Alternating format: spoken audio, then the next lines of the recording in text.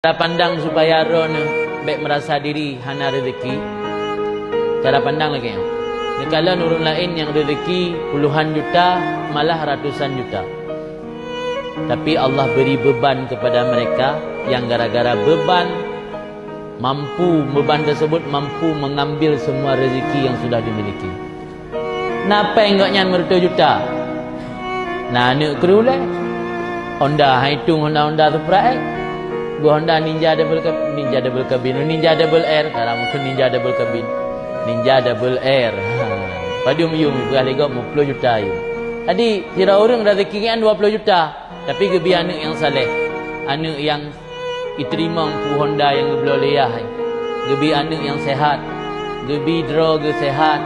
Tapi nanti orang harta berlimpah ruah, 10 juta harta, tapi terbawa oksigen ber belum. Harta le, tapi anak gamdibah, tak mau ruang ITU, draw ke sakit-sakit, ubat mentang ratusan juta habis. Nyo yang rezeki yang terhebut. Rezeki orang yang 5 juta merumpak, tapi 5 jutanya merumpak pakai pada tempat yang manfaat.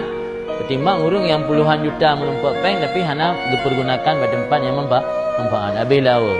Yang ni rezeki yang bebut. Dan cara pandang long kebalang hitam, cara pandang yang betul ini kalau Allah dalam gebi rezeki ada 2 macam. Pertama, nak gebi ke sembarang orang. Boh orang beriman, boh orang hana beriman, boh ahli taat, boh ahli maksiat. Nasib rezeki yang Allah beri ke orang pilihanan. Nyoba rezeki kedua, ni kalau naruh ron, naruh tanya dalamnya. Rezeki yang Allah beri ke orang pilihan tu. Rezeki harta yang barakah. Rezeki anak yang saleh. Rezeki ilmu yang bermanfaat. Nyo nak gebi ke sembarangan orang. Tapi mio harta yang kemewahan dunia dan harta yang tidak barakah malah lebih value kafe. Lebih kaya kafe dunia ketimbang orang Islam. Value kaya yang kafe, kafe yang kaya-kaya lebih value.